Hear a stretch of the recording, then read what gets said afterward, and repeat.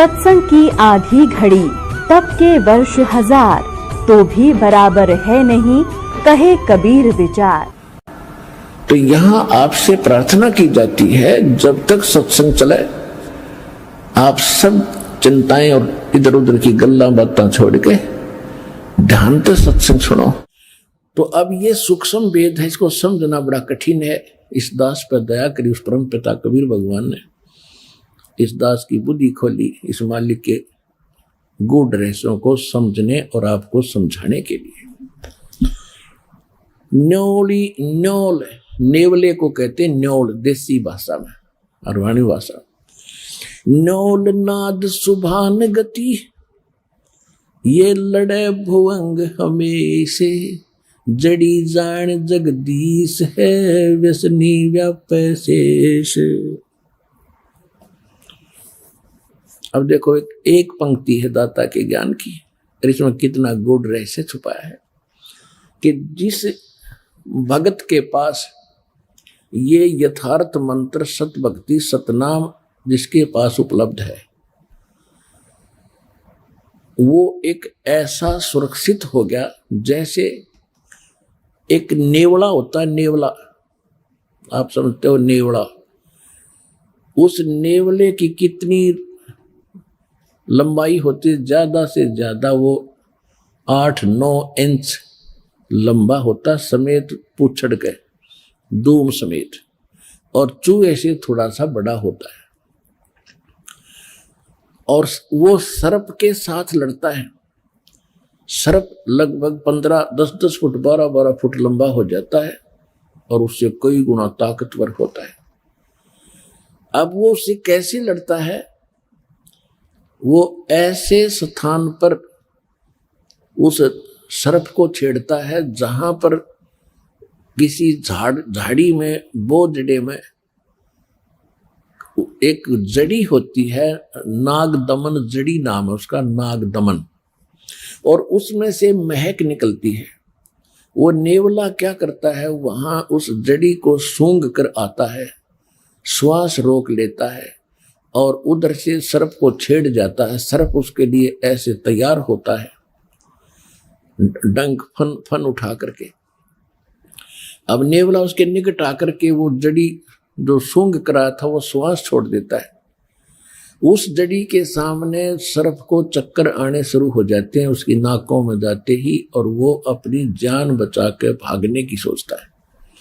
फिर नेवला उसकी मुंडी पर बैठ जाता फन के ऊपर, और साथ में वो श्वास भी छोड़ता रहता है, और फिर उसको पकड़ के मार देता है। अब नेवले के पास वो जड़ी है तो वो उसको काबू कर पाया, इतने लंबे अजगर को। इसी प्रकार ये काल जो है एक सर्प है और जीव एक नेवले जैसा वो छोटा प्राणी है। इसकी ताकत के सामने जिसके पास ये सतनाम रूपी जड़ी है, नागदमन, वो फिर इस काल पर विजय पालेगा।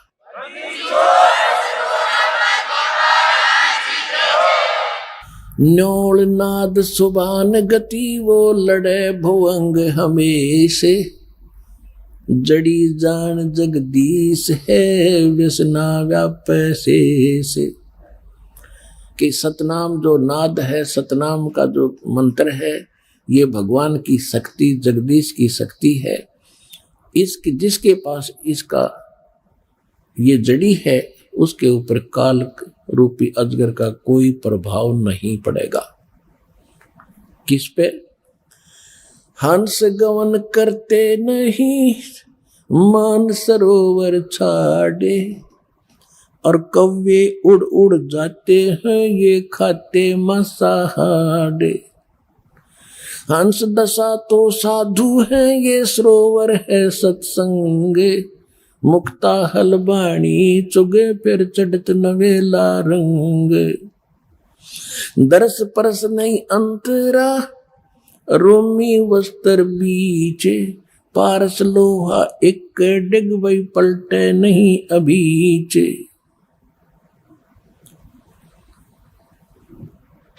अब क्या बताते हैं कि हंस गमन करते नहीं मान सरोवर छाड़, और कौवे उड़ उड़ जाते हैं वो खाते मांसाहार।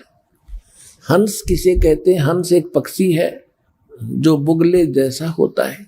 बुगले में और हंस में डिफरेंस देखने के लिए ये बताया जाता है कि हंस, एक ही सरोवर में हंस भी होते हैं, बुगले भी होते हैं। बुगले खाते हैं मछलियां या कीड़े मकोड़े, हंस नहीं खाएगा, हंस केवल मोती खाता है। दूसरे हंस में एक और गुण दिया है परमात्मा ने कि एक गिलास दूध में एक गिलास पानी डाल दीजिए और हंस के सामने रख दो।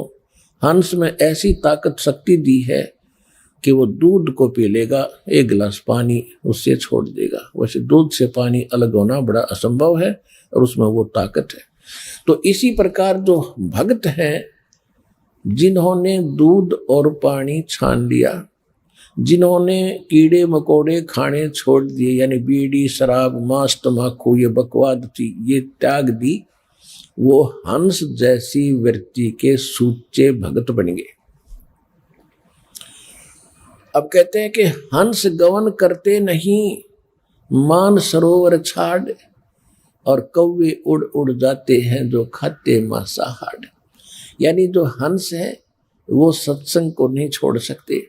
जो कौवे जैसी वृत्ति के व्यक्ति हैं, जिन्होंने बकवाद छूटती नहीं, वो सत्संग छोड़कर बकवादें करते रहते हैं। हंस दशा तो साध है और सरोवर है सत्संगे, मुक्ता हलवाणी चुग ये चढ़त नवेला रंगे। अब उन हंसों के लिए ये सत्संग रूपी सरोवर है, और ये साधु आत्मा ये है हंस। हंस दशा तो साध है और सरोवर है सत्संग, और यहाँ ये परमात्मा की अमृतवाणी रूपी मोती खा रहे हैं। और फिर चढ़े नवेला रंग, दूना अच्छा भाव बनता चला जाएगा। जो सत्संग में आए जाएंगे डटे रहेंगे।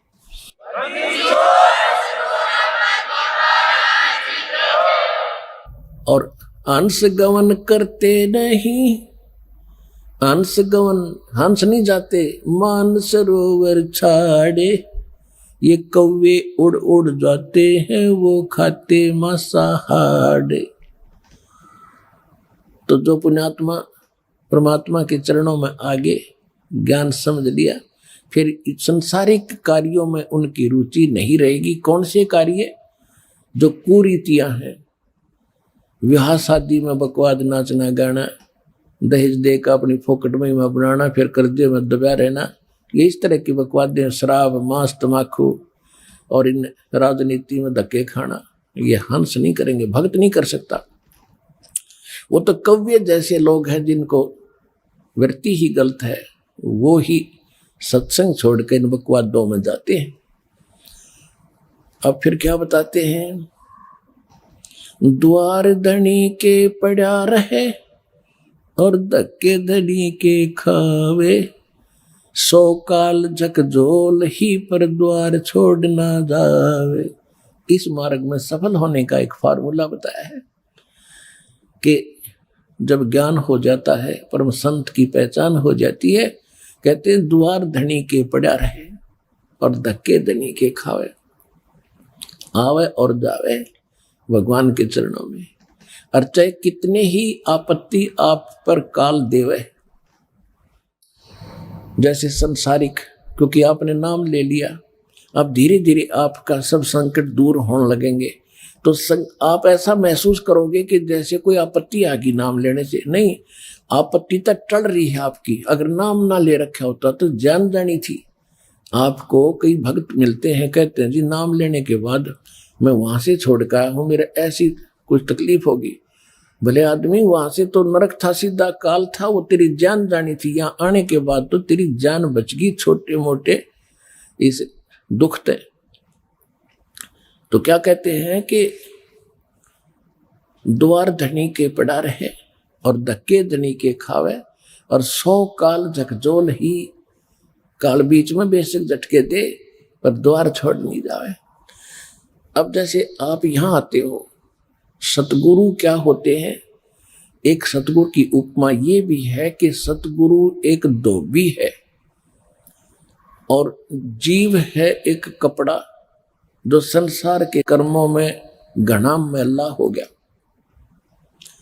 अब धोबी किसी का कपड़ा धोने के लिए आता है, राजा का भी होता है, अधिकारियों के भी होते हैं। उन सभी कपड़ों को कैसे धोता था वो? पहले तो उनको जल में भिगोता था और फिर उन्हें पकड़ कर पत्थर पर मट्टा मट मारा करता, गद्दा गद, जब तक मैल ना छूट ले, इतने मुक्कियां गिल्ला लातों के साथ, और फिर पत्थर पर पटक पटक मारे। तो उस कपड़े का दुश्मन नहीं है। और वो कपड़ा न्यू के बता, मैं तो गढ़ दिया इसने, यू क्या करया? तो वो मैल निकाल रहा है आपके अंदर से, दोष निकाल रहे परमात्मा। परमात्मा की शरण में आने के बाद छोटी मोटी कोई हरकत होती है तो गॉड गिवन समझना कि आपको पटका जा रहा है उस धोबी के गांठ की तरह।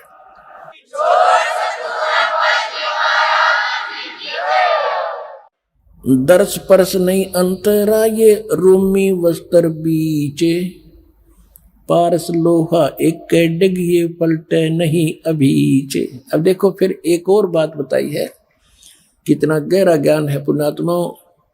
जब आपको सूक्ष्म वेद का ज्ञान होगा, आप दांतों तले उंगली दबाया करोगे कि आज तक हमने गीता भी पढ़ी। गीता हम इसलिए पढ़ाते हैं कि आप ये समझ सके कि जो ज्ञान पवित्र गीता जी देते हैं, जो पवित्र वेद बताते हैं, पवित्र पुराण बताते हैं, पवित्र ग्रंथ बताते हैं, वही ज्ञान परमात्मा ने 600 वर्ष पहले लिखवा रखा था। और उनको अशिक्षित कहते थे, वो तो वेद शास्त्र जानते भी नहीं थे। तो इससे सिद्ध होगा कि वो परमात्मा थे जो सब सदग्रंथों के परिचित भी थे, और उनसे भी हटकर जो उनमें ज्ञान नहीं वो भी बता दिया। तो भगवान बिना ये ज्ञान बताया नहीं जा सकता। तो परमात्मा को पहचानने का एक ये भी फार्मूला है, एक पॉइंट है। तो क्या बता रहे हैं? दर्श परस नहीं अंतरा ये रूमी वस्त्र बीचे, लोहा पारस लोहा एक डिग वही पलटे नहीं अबीज। एक पंक्ति में कितना गहराई भर दी, कितने गुड रहस्य है। क्या बताते हैं कि आप यहाँ सत्संग में आते हैं और जिनके इन वचनों का असर नहीं हुआ तो वो कैसे है? चंदन बन में रंग ला दे एक बांस बिटम्बी नासी जय, कोट वर्ष करो संगत संतों की, कोट वर्ष करो संगत संत की, पत्थर का जल में क्या भीजे, एक चंदन बन में रंग ला दे पर बांस बिटम्बी नासी जय। क्या बताते हैं कि जैसे सत्संग में भी आते हैं और फिर विकार भी करते हैं, उनके बारे में बताया है कि जैसे करोड़ वर्ष करो संगत संत की, संतों की, पत्थर का जल में क्या भीजे। जैसे पत्थर को जल में डाल दे चाहे 20 फुट नीचे गहराई में, और निकालने के बाद फिर उन दोनों टुकड़ों को तुरंत ही ऐसे रगड़ दो, तुरंत आग पाटेगी, चिंगारी पाटेंगी, निकलेंगी। इससे सिद्ध हुआ कि जल से तो असर होना चाहिए था, वो अंगारी नहीं पाटनी होनी चाहिए थी, नहीं निकलनी चाहिए थी, लेकिन उसके जल का असर नहीं हुआ, वो न्यों का न्यों पड़ा है, एज इट इज विकार उसमें। इसी प्रकार जो सत्संग में आते हैं उनको कहते हैं करोड़ वर्ष करो संगत संतों की, और पत्थर का जल में क्या भीजे, क्या भीगे, और चंदन बन में रंग ला दे एक बांस बिटम्बी ना सिजे। ये सूक्ष्म वेद की वाणी है, गरीबदास साहिब जी की वाणी है। क्या बताया कि जैसे चंदन का पेड़ होता है, आसपास के चाहे नीम हो, जंडी हो, कोई पीपल हो, उन सभी आसपास के पेड़ों को अपनी महक छोड़ छोड़ के अपनी सुगंध युक्त कर देता है, और वो भी चंदन जैसी महक देने लग जाते हैं। लेकिन बांस बंबू जिसकी लाठी बने हैं, कहते वो बांस चाहे उसके साथ उग गया चंदन के, बांस का असर नहीं होता। तो क्या बताते हैं कि कोट वर्ष करो संगत संतों की, और पत्थर का जल में क्या भीजे, और चंदन बन में रंग ला दे, एक बांस बिटम्बी ना सींचे। तो जो बांस जैसे और पत्थर जैसे व्यक्ति हैं उनका तो असर हो को नहीं, और नहीं तो परमात्मा की वाणी आपको चंदन बना दिया और आप ही आगे जा के सब न सुनाते हो। आप अपनी महक आगे छोड़ छोड़ के अपने भाई बहन रिश्तेदारों तक ये महक भगवान की छोड़ रहे हो।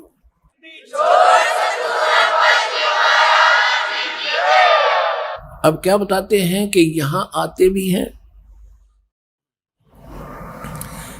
और सही ढंग से लगते नहीं। उसके विषय में बताया कि दर्श परस नहीं अंतरा और रूमी वस्त्र बीज।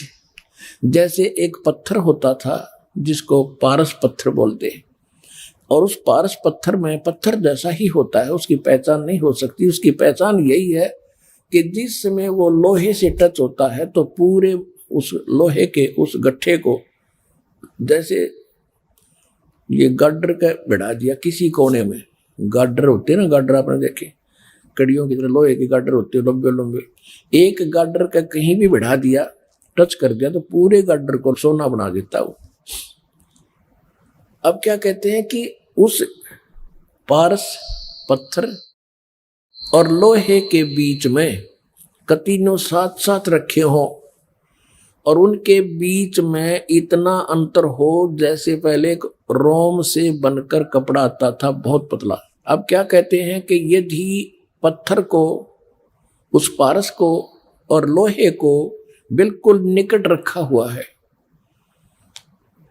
और उसमें केवल इतना अंतर हो जितना रोमी वस्त्र यानी पतली सी वायल होती थी, यानी बिल्कुल बाल से भी कम डिफरेंस भी उसमें हो, आपस में मिलन ना मिले हो, और ये इंतजार कर रहे हो कि दोनों पत्थर भी रख दिया, सोना भी साथ में है, पारस भी रखा है और लोहा सोना बना नहीं। कहते रूमी वस्त्र अंतरा पारस लोहे बीज, और कहते दर्श परस नहीं अंतरा रूमी वस्त्र बीज, और पारस लोहा एक कर डेग फिर पलटे नहीं अबीज। यानी इतना भी अंतर रह गया तो भी परिवर्तन नहीं होगा और वो दिखेगा कति साथ रखा हुआ। तो ये कहते हैं जो सत्संग में आते हैं और जिनके इन बातों का असर नहीं हो रहा तो उनकी भावना भगवान से जुड़ी नहीं है, वो दिक्कत के भगत है पर भक्ति उनमें प्रवेश है नहीं। तो जब होएगी जब वो सही ढंग से मालिक से मिलेंगे। कहते हैं बिन गुरु मिले मोहे ना पावे।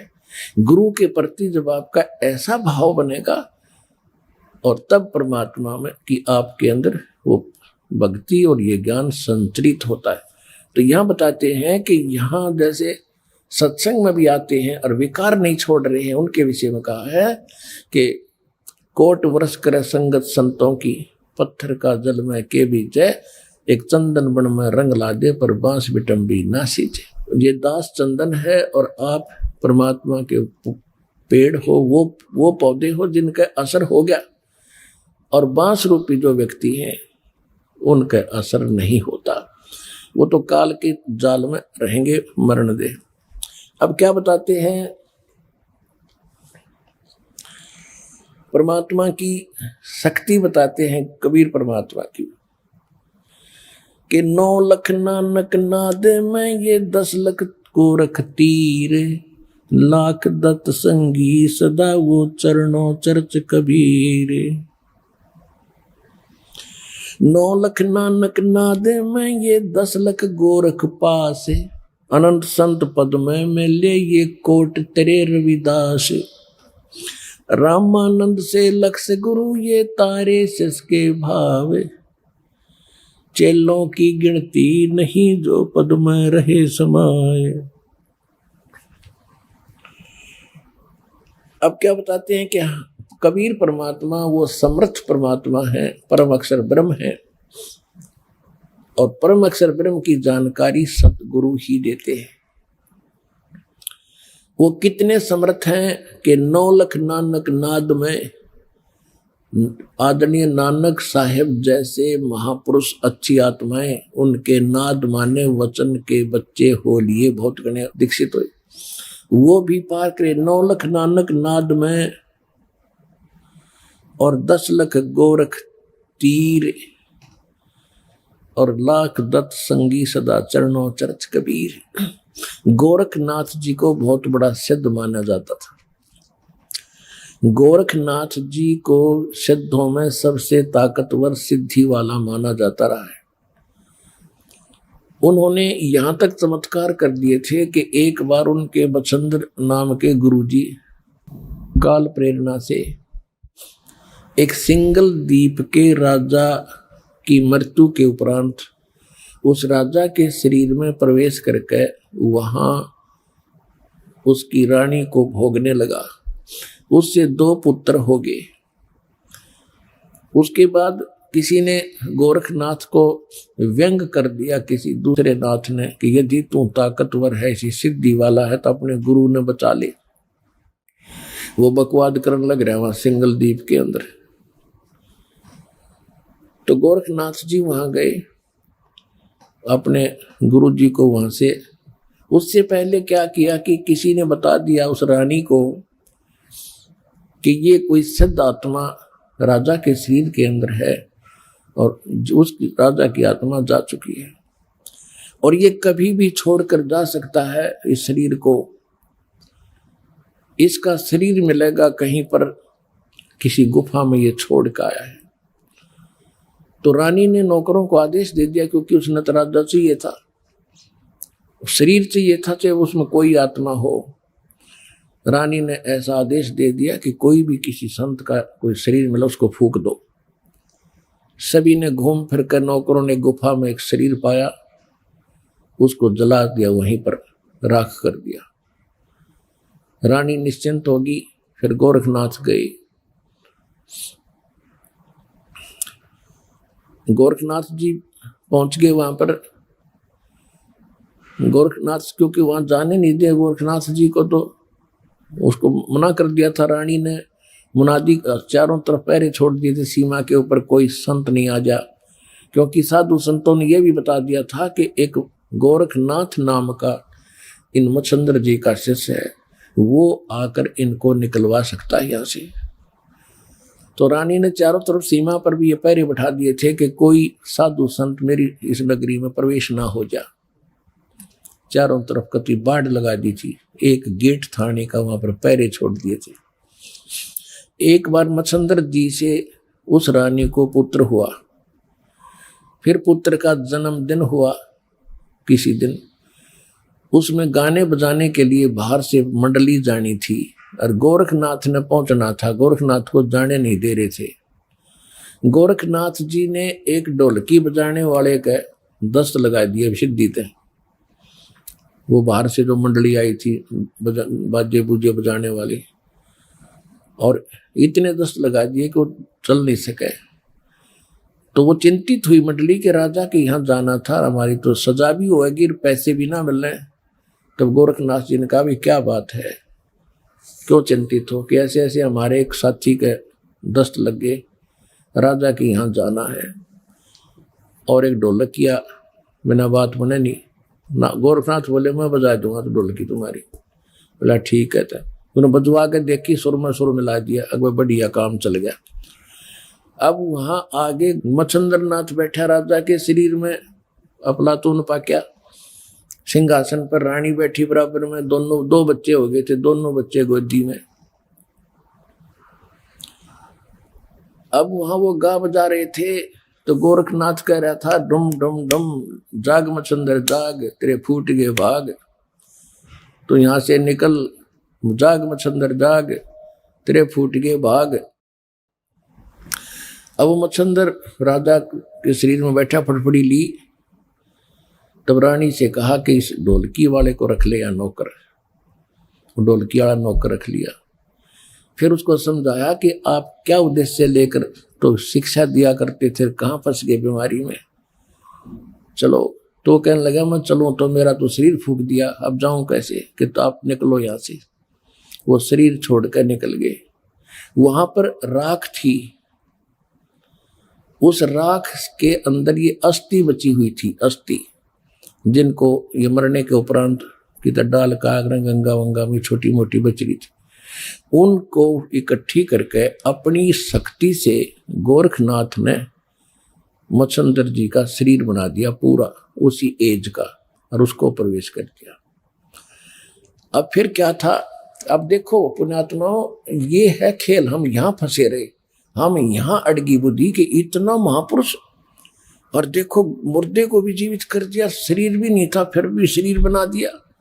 ये जन्म जैसे अब ये चल रहा है ना, आपका प्राइम टाइम है ये, इसमें जो भक्ति करके पार ना हुए ना, इनमें इतनी गजब की भक्ति संचित हो जाएगी और इन्हीं से सिद्धियां आती हैं। इसी भक्ति को अगर आप खराब करने लग जाओगे ना कुछ दिनों में, बिना ज्ञान के, किसी का झाड़ा लान लग गया वो ठीक हो जाएगा, और कोई किसी को आशीर्वाद दोगे वो फल लग जाएगा, आपका पंचर हो जाएगा। तो ये इतनी भक्ति इकट्ठी कर लेते हैं ये साधु संत इस समय में, अब जो चल रहा है, और ये पार हो नहीं पाते, ये फिर काल का फंस जाते, और यही फिर आगे प्रसिद्ध होते रहते। फिर क्या होता है कि गोरखनाथ पिछले जन्म से सिद्धि युक्त था ऐसे। अब हम ये सोचते हैं वो ऐसा महापुरुष हो तेरे की, ये तो भगवान ने है, इस ताकतवर और कौन होगा। अब उधर से जब मच्छंदर वो चला था, क्या नाम है, राजा निकल के वहां से, तो राजा ने क्या किया, एक थैले में सोने का असरफी डाल ली गणिए, आगे काम आऊंगे अपने भंडारा में।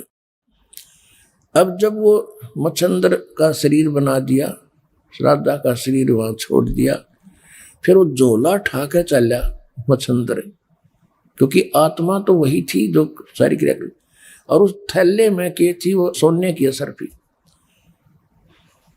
तो आगे कुएं पर पानी पीने लगे, तो मच्छंदर ने कहा कि ले गोरख संभाल कर रखिए इसको, इसमें बड़ी कीमती वस्तु है और सोने की असरफी है, 1 किलो पक्का ले रहा, 2 किलो पक्का, और संभाल कर। जब पानी पीने लगे गोरखनाथ ने वो थैला कुएं में उलट दिया, वो सारी असरफी सोने की कुएं में डाल दी, और मच्छंदर उस पर लाल हो रहा, निकम्मे तने क्या कर दिया, मूर्ख कहीं का, तेने अकल नहीं है।